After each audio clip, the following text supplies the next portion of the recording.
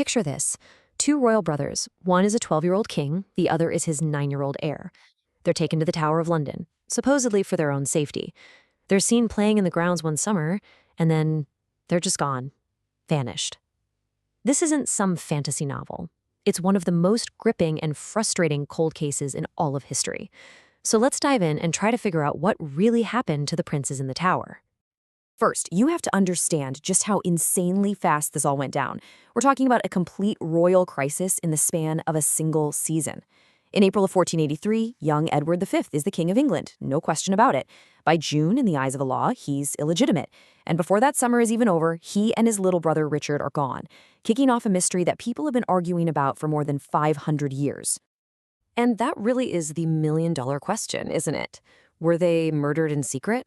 Did they somehow manage to escape? Or could it be something else entirely? I mean, for 5 centuries, literally everyone from Shakespeare to top modern historians has taken a crack at this. To have any hope of figuring this out, we have to approach it like a modern cold case. We need to put on our detective hats, look at the key players, the evidence, or, the serious lack thereof, and all the powerful motives at play. So let's meet the cast of characters. At the very center of this storm, of course, are the two boys, the brand new king, Edward, and his younger brother, Richard.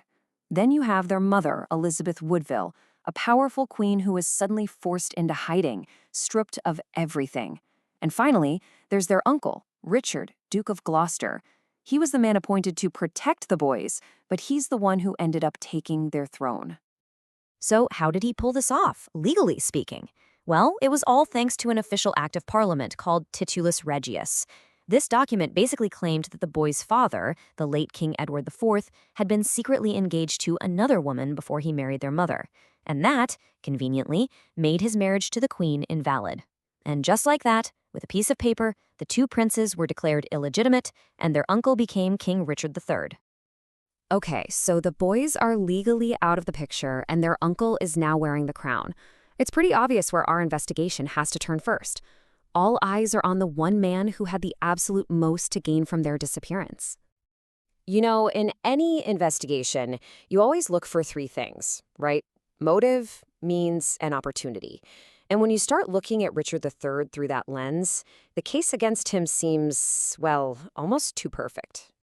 The case against Richard is built on a mountain of circumstantial evidence. Let's break it down. Motive? He had it.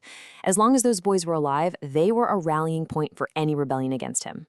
Means? Absolutely. He controlled the Tower of London. They were his prisoners. And his actions, or lack thereof, are so suspicious. He never once tried to prove they were still alive, to shut down the rumors. He never launched a single investigation. And then there's the bombshell. Years later, one of his most loyal men, Sir James Tyrrell, supposedly confessed to murdering the boys on Richard's orders. Now, to be fair, that confession happened while Richard's enemy was king, so you have to take it with a grain of salt. When you're staring at a pile of evidence like this, with so many theories and possibilities, a lot of people turn to a really useful tool for thinking clearly. It's a principle called Occam's razor. And this quote, from a Reddit user of all people, just nails that perspective perfectly. For a lot of folks, when you cut through all the noise and conspiracy, it all boils down to one simple logical conclusion. The guy with all the power, the motive, and the opportunity is probably the guy who did it. But come on, history is almost never that simple, is it? If we're really going to investigate this properly, we have to explore every single angle. Because Richard III, for all his power, wasn't the only person on the scene with a potential claim to the throne. 2 other names pop up pretty often. First, there's the Duke of Buckingham. He was Richard's right-hand man, had his own royal blood, and was in London when the boys disappeared. Oh, and he later rebelled against Richard. Then there's Henry Tudor, the guy who eventually beat Richard in battle and became King Henry VII.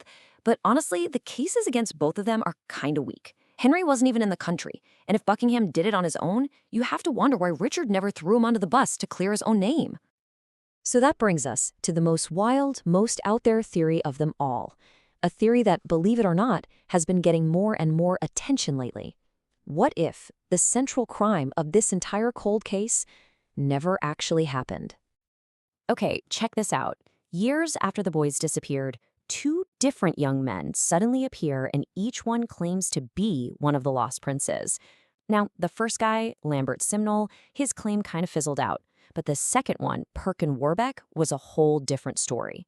This guy was so convincing he got rulers all across Europe to believe he was Richard, Duke of York.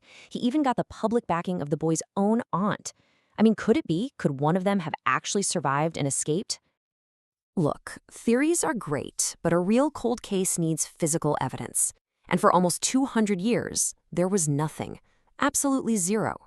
Then, in 1674, some workers digging in the Tower of London stumbled onto something that changed everything. They found a wooden box buried under a staircase, and inside, the skeletons of 2 children. It really seemed like the mystery was solved right then and there. The bones were declared to be the prince's, and they were given a royal burial in Westminster Abbey, where they still are today. But yeah, the story does not end there. Not by a long shot.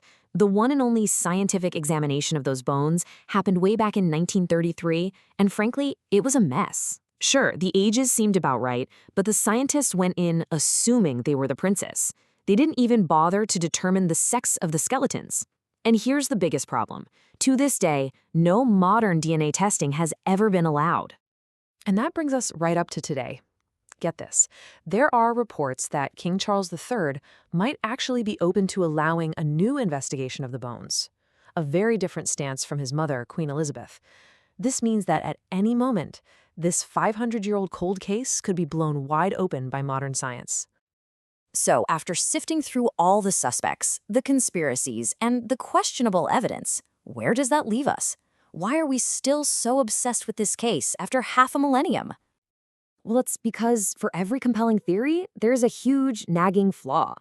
The classic story blames Richard III, and it just makes the most sense. Occam's razor, right? But his defenders shout that there's no real proof, just stories written by the people who beat him. Then there's the survival theory, which is gaining steam but is still mostly speculation. And all the while, the one piece of evidence that could give us real answers is just sitting in a box, completely untested. You know, maybe the most powerful piece of evidence in this whole saga isn't a document or a bone, but a human choice. What did their mother do? Elizabeth Woodville eventually made a deal with Henry Tudor to marry her eldest daughter to him, uniting their families. And as this quote argues so powerfully, it is just unthinkable that a mother would agree to make her daughter the queen if she thought her sons, the true kings, had even a tiny chance of still being alive. Her actions speak way louder than any old text. So in the end, we're right back where we started, with the mystery. Was Richard III a cold-blooded monster who murdered his own nephews for the crown? Or was he the victim of one of the most successful smear campaigns in history, cooked up by his enemies to make their own rule look legitimate? With the evidence we have today, there's no easy answer. The verdict is yours.